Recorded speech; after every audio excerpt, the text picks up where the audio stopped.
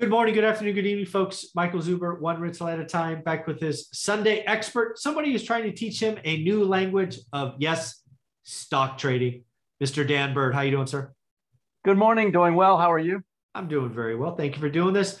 More and more people are tuning in for these videos because they realize they're coming along to learn something that we're learning together, right? Learning this new language that you were teaching us. And something we've done the last 3 or 4 weeks is introduce new books, because there's lots of stuff going on. So you have 3 book recommendations this week? I do. Let me share my screen and I'll talk about them. Oh, you got to give me. Just did. Okay. I forgot. Yeah, okay. I forgot. No problem. Can you see this? I can. All right. The first one, one of the questions that I had from a number of people that signed up for my free newsletter, which I'll put up here in a second. Mm-hmm. A number of questions were, how do I learn more? Do you have any suggestions on how I learn more about technical analysis, about charts, about how to read charts, things like that? I had quite a few people ask me that question. So I thought this week, some of the books that I recommend will revolve around that particular topic. Okay. Now, what would you call that? Is that chart reading? Would that be a generic term? Term? Technical analysis is the official name for it. Okay. So you've got technical analysis and you have fundamental analysis. Got it. Thank you. Fundamental is, reading the balance sheets of the companies and management, that type of thing, which is very time consuming. Yes, it is. Having done that. Not that it's not valuable. It is valuable. And then the other side is technical analysis, which analyzes the charts, mm-hmm. which essentially is a reflection of market sentiment, basically. Mm-hmm. So the charts basically kind of give you a map of what the market is thinking. Yep. And the reason that they work is because everyone else is looking at the same charts. Right.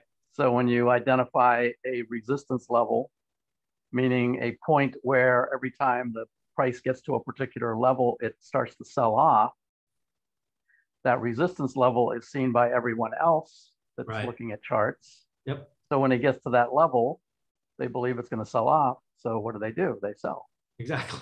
So it becomes, kind of self-prophesying. Okay. All right. Cool. And that's why it works. But I mean, there's a lot to it. And like we talked about before, it's sort of like learning a language. And once you learn it, you kind of recognize things right away when you see mm-hmm. things. And when you're just beginning to understand it, you have to sort of interpolate or extrapolate what it really means. Okay. Which can take some time, but it's worth it, I think. So this first one is called The Visual Investor. It's written by John Murphy, who was a technical analyst for CNBC and for a number of hedge funds for years. He is now the lead technical analyst for stockcharts.com, which is a platform that I use a lot. Okay. And a lot of the charts that I will show today, and most of what I do is stockcharts.com. So he is a key contributor to that as well. So he's an expert in technical analysis, and he's been doing it for years and years. So this one here, called The Visual Investor, mm-hmm. is a great way to understand the basics of technical analysis, of what to look for in charts. So it's one that I would highly recommend. Okay. The second one is called Charting and Technical Analysis. Again, it's kind of similar, but it takes a little different approach in the sense that it looks at some of the more detailed things about the charts, like the candles themselves. Okay. Each one of these represents one day if you're looking at a daily chart. Got it. And it talks about the resistance and support levels that I mentioned earlier. Mm-hmm. And volume. Volume is a very important component as well, because that shows conviction. Got it. So if a stock is going up, but the volume is very low, that means there's not much conviction in that move. So it may not continue. Got it. So that's all in this particular book, and it's a pretty simple and easy one to read. Okay. And then the third one is called The Green Line, and this is how to trade bottoms. How to recognize them, number one, and then how to trade them, because at some point this market's going to stop going down. Right. And we're going to make a bottom.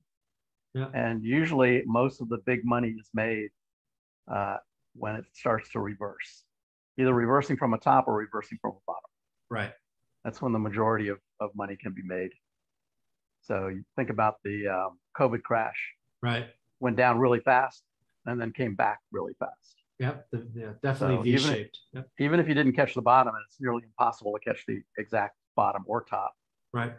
But even if you get in within 20% of that bottom, then you made a lot of money very quickly. Yeah, very cool. So okay. That's what that one's all about.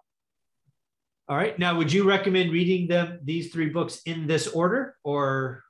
Probably, because the John Murphy book will give you the basics. Actually, both of these will kind of give you the basics of technical analysis. All right. And then by building off of that, you'll understand what they're talking about here when it hits a market bottom, what to recognize. Okay. Yeah.